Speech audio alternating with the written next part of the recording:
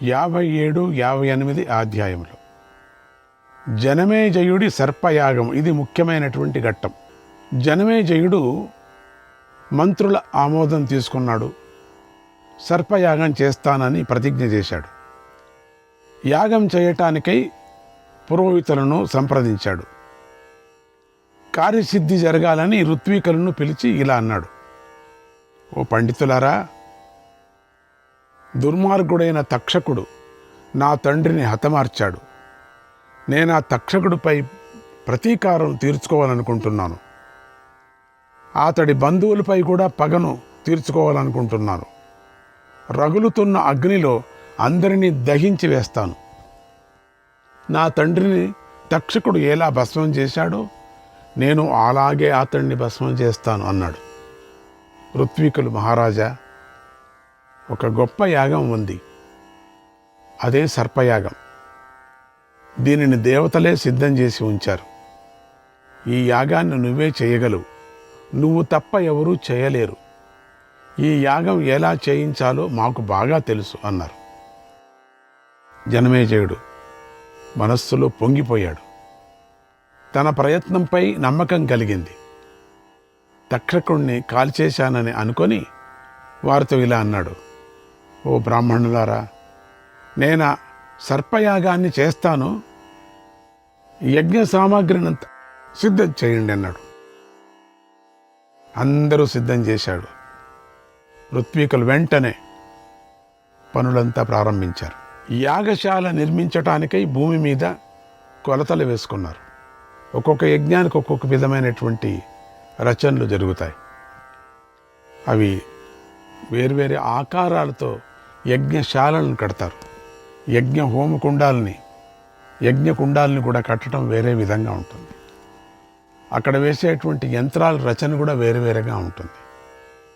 అద్భుతం. స్వర్గలోకం దిగినట్టు ఉంటుంది యజ్ఞశాల.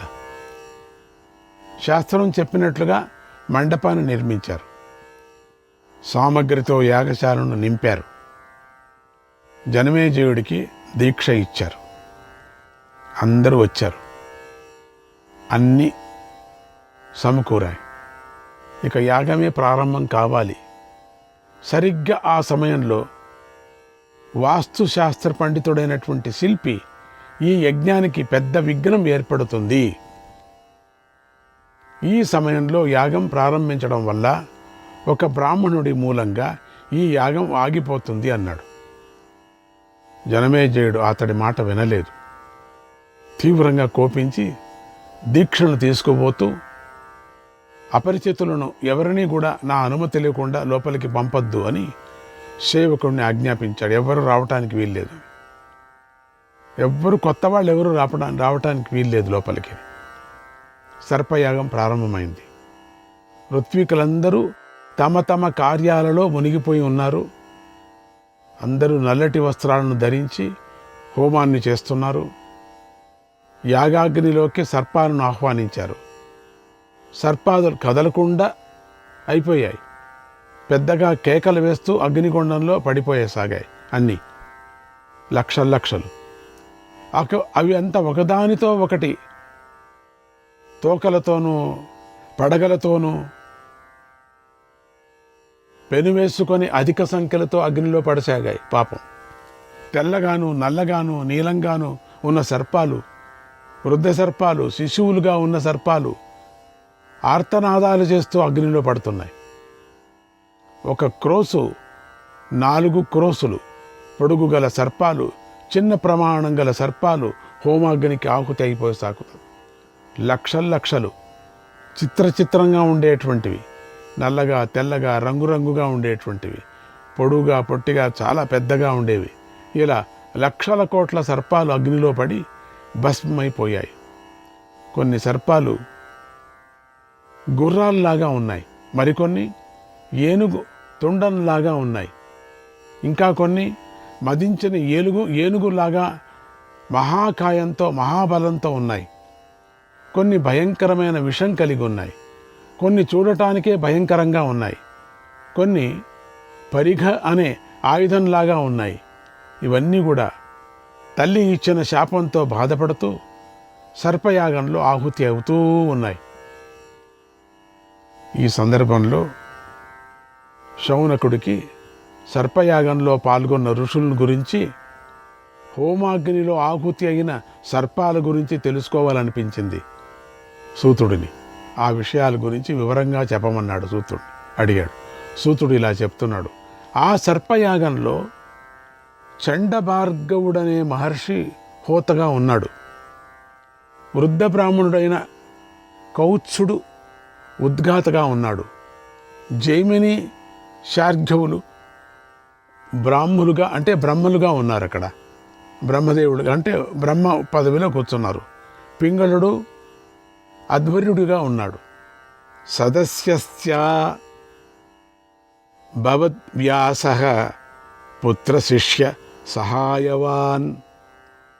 ఇక ఆ యాగంలో పాల్గొన్న సదస్యుల గురించి చెప్తాను నేను. ఎట్లా ఉందంటే ఇక్కడ సదస్యస్య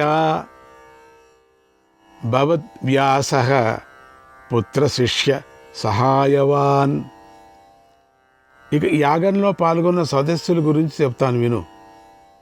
భగవంతుడైన వేదవ్యాసుడు, ఉప్పాలకులుడు, ప్రమతకుడు, శ్వేతకేతువు, పింగళుడు, అసితుడు, దేవలుడు, నారదుడు, పర్వతుడు, ఆత్రేయుడు, కుండుడు, జఠురుడు, కాలగఢుడు, వాచ్యుడు, శృతశ్రవుడు, కోహలుడు, దేవశర్మ, మౌద్గల్యుడు, సమసౌరభుడు పాల్గొన్నారు. వీరే కాకుండా ఎంతోమంది వేద పండితులు సభ్యులుగా కూర్చున్నారు. చాలా పెద్ద యజ్ఞం. యజ్ఞం సాగుతోంది. ఋత్వికులు మంత్రాలు చదువుతూ ఏ ఏ సర్పాలను పిలుస్తున్నారో అవి వచ్చి హోమగుండంలో పడుతున్నాయి. అవి కాలుతున్నప్పుడు వెలువడే దుర్వాసనతో ఆ ప్రదేశం నిండిపోయింది. కొన్ని సర్పాలు ఆకాశంలో ఆగి ఉన్నాయి, కొన్ని అగ్నిలో పడి ఉడుకుతున్నాయి. ఇవన్నీ చూసి తక్షకుడికి దడ పుట్టింది. వెంటనే ఇంద్రుడి వద్దకు వెళ్ళాడు. ఆయనను శరణు కోరుతూ జరిగిన విషయం, చేసిన తప్పు చెప్పాడు. ఇంద్రుడు, ఓ తక్షక, భయపడకు.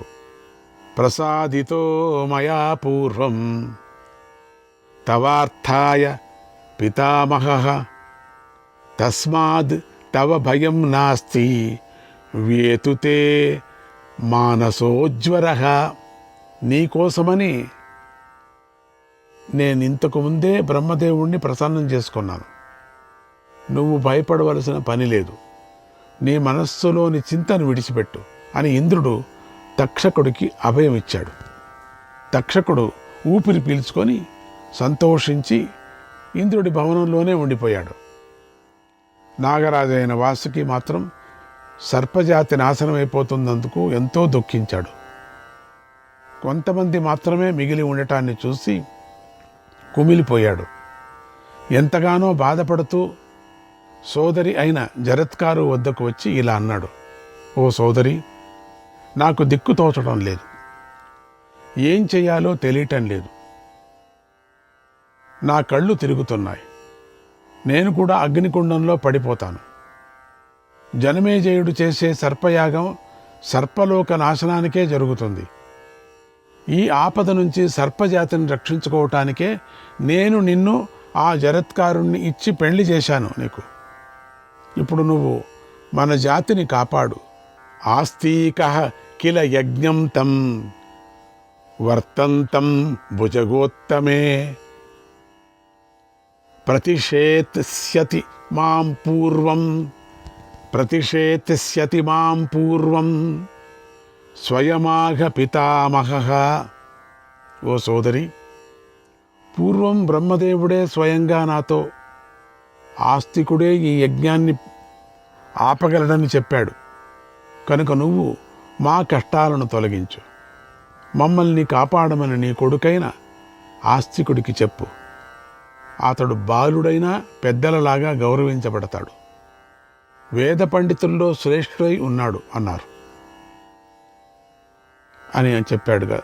అన్నగారైన వాసుకి ఇలా వేడుకొనేసరికి జరత్కారు ఆస్తికుణ్ణి పిలిచి, నాయనా, నా అన్న ఒక కారణం చేత నన్ను నీ తండ్రికిచ్చి పెళ్లి చేశాడు. ఇప్పుడు ఆ సమయం వచ్చింది, నువ్వు ఆ కోరికను తీర్చాలి అంది. ఆస్తికుడు, అమ్మా, నాకు విషయమంతా పూర్తిగా చెప్పు, విన్న తర్వాతే మన కార్యం ఫలించటానికి ప్రయత్నం చేస్తానన్నాడు. జరత్కారు బంధువుల మేలు కోరుకుంటూ ఇలా చెప్పింది, నాయన, నాగుల తల్లి అయినటువంటి కద్రువకు ఒకనాడు తన కుమారులపై కోపం వచ్చింది. ఉచ్చైశ్రవం విషయంలో నా చెల్లెలైన వినతతో దాస్యాన్ని పందెంగా వేస్తే మీరు నా మాట వినకుండా ఆమెకు అనుకూలంగా ప్రవర్తిస్తారా? జనమేజయుడి యాగంలో పడి భస్మమై మరణించి ప్రేతలోకానికి చేరండి అని తన కుమారులకు శాపమిచ్చింది. ఆ శాపాన్ని విని బ్రహ్మదేవుడు ఆమోదించాడు. ఆ బ్రహ్మదేవుడి వాక్కులను నా అన్న అయినటువంటి వాసుకి కూడా విన్నాడు. అమృతమథనం జరిగిన తరువాత వాసుకి దేవతలను శరణు కోరాడు. దేవతలు వాసుకి కోరిక తీర్చాలని బ్రహ్మదేవుడి వద్దకు వెళ్ళి ఆయనని ఇలా వేడుకొన్నారు, ఓ దేవా, ఈ వాసుకి నాగజాతికి కలిగేటువంటి ఆపద గురించి దుఃఖిస్తున్నాడు, తల్లి ఇచ్చిన శాపానికి కుమిలిపోతున్నాడు, దయచేసి ఆమె శాపాన్ని నివారించే మార్గాన్ని చెప్పండి అని ప్రార్థించాడు. అప్పుడు బ్రహ్మదేవుడు జరత్కారుకు జన్మనిచ్చిన కుమారుడే ఈ శాపాన్ని నివారిస్తాడు అని చెప్పాడు. ఈ కథ అంతా చెప్పుకొని వచ్చింది పాపం. అప్పుడు మా అన్న నన్ను నీ నాన్నగారికిచ్చి పెళ్లి చేశాడు. నువ్వు పుట్టావు. ఇప్పుడు సర్పజాతికి గొప్ప ఆపద ఏర్పడింది. నువ్వే అందరినీ కాపాడాలి. ఈ కష్టం నుండి సర్పాలకు విముక్తి కలిగించాలి అంది. ఆస్తికుడు, అమ్మా, నువ్వు చెప్పినట్టే చేస్తాను అని మేనమామ వైపుకు తిరిగాడు. దుఃఖంలో తలడిల్లిపోతున్నటువంటి ఆ వాసుకిని ఇలా మాట్లాడాడు, అహం త్వాం మోక్షయిష్యామి వాసుకే పన్నగోత్తమా తస్మాచ్ఛాపాన్మహాసత్వ సత్యమేతత్ బ్రవీమితే. ఓ పన్నగోత్తమా, మీ తల్లి ఇచ్చిన శాపం నుండి మిమ్మల్ని విముక్తుణ్ణి చేస్తాను. నా మాట సత్యం. భవస్వస్తమనానాగ నహితే విద్యతే భయం ప్రయతిష్యే తథా రాజన్ యథాశ్రేయో భవిష్యతి. ఓ పన్నగ శ్రేష్ఠ, మీరిక నిశ్చితంగా ఉండండి, భయపడకండి. రాజా, మీకు శుభం కలిగేలాగా నేను తప్పకుండా ప్రయత్నం చేస్తాను. నేనెప్పుడూ నవ్వులాటకైనా అబద్ధం ఆడలేదు, నన్ను నమ్మండి. ఇప్పుడే సర్పయాగం జరిగే చోటుకి వెళుతున్నాను. నాన్నలాగానే ప్రతిజ్ఞాపరుడు. దీక్ష పట్టిన జనమేజయుడికి నా మాటలతో సంతోషం కలిగేలాగా చేస్తాను. యజ్ఞాన్ని ఆపచేస్తాను. నా ఈ మాటలను నమ్మండి. మీ మనస్సులో నా నుంచి ఆశించేది ఎప్పటికీ మిథ్య కాదు, నిజంగా జరిగి తీరుతుంది అన్నాడు. అప్పుడు వాసుకి, ఆస్తిక, మా తల్లి ఇచ్చిన శాపరూపమైన బ్రహ్మదండంతో బాధపడుతున్నాను. నా హృదయం చీలిపోతుంది, నాకు దిక్కు తోచటం లేదు అన్నాడు. బ్రహ్మదండం అంటే మాతృశాపం అని అర్థం. బ్రహ్మ అంటే వేదం, బ్రహ్మదండం అంటే వేదాన్ని ఉపదేశించిన మాతృదేవోభవ అనే తల్లి ఆజ్ఞను పాటించకుండా ఉన్నందుకు కలిగే శిక్ష అని అర్థం. ఆ శిక్షతో వాసుకి పీడించబడ్డాడు. ఆస్తికుడి వాసుకి మాటలు విని, ఓ పన్నగోత్తమా, బాధపడకు, మీ భయాన్ని నేను పోగొడతాను. బ్రహ్మదండం మహాఘోరం కాలాగ్ని సమతేజసం నాశయిష్యామి మాత్రత్వం భయం కార్షీహి కథంచన. ప్రళయ కాలాగ్నితో సమానమైనది, భయంకరమైనదైన బ్రహ్మదండం నుండి రక్షిస్తాను, మీకు తగిలిన శాపాన్ని నాశనం చేస్తాను, భయపడకండి అని ఆస్తికుడు వాసుకిని ఓదార్చి యాగశాలకు వెళ్ళాడు. యాగం చక్కగా సాగుతుంది. యాగశాల సూర్యాగ్నులతో సమానంగా ఉన్నటువంటి తేజస్సు గల సభ్యులతో నిండి ఉంది. ఆస్తికుడు యాగమంటపంలోకి ప్రవేశిస్తుంటే ద్వారపాలకులు అడ్డగించారు. అప్పుడు ఆస్తికుడు లోపలికి వెళ్ళాలని ఆ యజ్ఞాన్ని స్తుతించాడు. యాగమంటపానికి దగ్గరగా వెళ్ళి జనమేజయుణ్ణి, ఋత్వికులను, సభ్యులను, అగ్నిదేవుణ్ణి స్తోత్రం చేశాడు. ఓ మహారాజా, నీ యజ్ఞం చంద్రుడిలాగా, వరుణుడిలాగా, ప్రయాగలో ప్రజాపతి చేసిన యజ్ఞంలాగా ఎంతో చక్కగా ఉంది. పారీక్షిత స్వస్తినోస్తు ప్రియేభ్యః. ఓ రాజా, నా ప్రియజనులకు శుభం కలుగుగాక.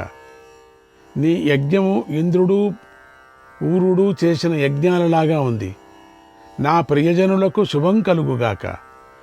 నీ యజ్ఞం యముడు, హరిమేధసుడు, రంతిదేవులు చేసిన యజ్ఞాల్లాగా ఉత్తమంగా ఉంది. నా ప్రియజనులకు శుభం కలుగుగాక. గయుడు, శశబిందు, కుబేరుల యజ్ఞాలతో నీ యజ్ఞం సమానంగా ఉంది. నా బంధుజనాలకు శుభం కలుగుగాక. నృగుడు, అజామిడు, దశరథనందుడైనటువంటి శ్రీరాముడు చేసిన యజ్ఞాలతో సమానంగా ఉంది. నా బంధుజనాలకు శుభం కలుగుగాక. యుధిష్ఠిరుడు యొక్క యజ్ఞంలాగా నీ యజ్ఞం ప్రఖ్యాతి పొందింది. నా ప్రియమైన వంశీయులకు శుభమగుగాక. కృష్ణస్య యజ్ఞః సత్యవత్యాః సుతస్యాః స్వయం చ కర్మ ప్రచకారయత్ర తథా యజ్ఞోయం తవ భారతాగ్ర్య పారీక్షిత స్వస్తినోస్తు ప్రియేభ్యః. నీ యాగశాలలోని వారు జ్ఞాన సంపన్నులు. నువ్వు వీరికి ఇచ్చే దానం ఎప్పటికీ తరిగిపోదు.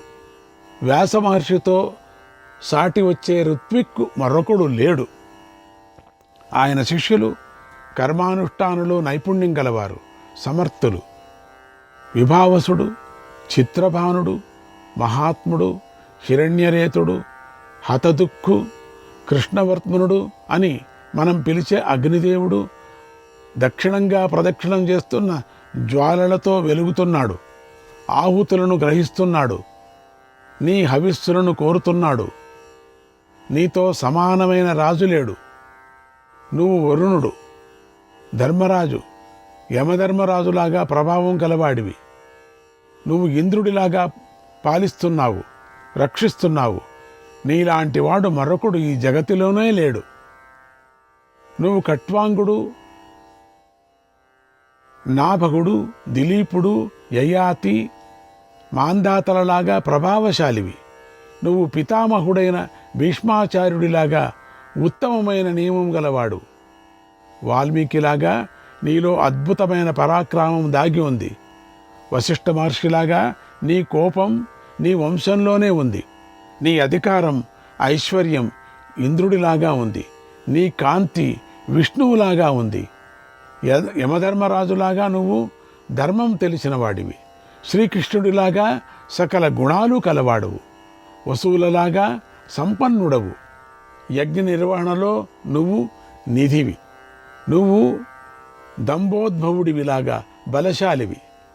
అస్త్రశస్త్ర విద్యల్లోనూ పరశురాముడితో సమానమైన వాడివి. ఔర్వుడు, త్రితుడు అనేవారి తేజస్సుతో సమానమైన తేజస్సును కలవాడువు. భగీరథుడలాగా చూడటానికి శక్యం కాని తేజస్సు కలవాడువు అని ఇలా ఆస్తికుడు యాగానికి యజమాని అయినటువంటి జనమేజయుణ్ణి, యాగశాలలోని సభ్యులను, ఋత్వికులను, అగ్నిదేవుణ్ణి స్తుతించి అందరినీ ప్రసన్నులుగా చేసుకున్నాడు. శ్రీకృష్ణాయ పరమాత్మనే నమః.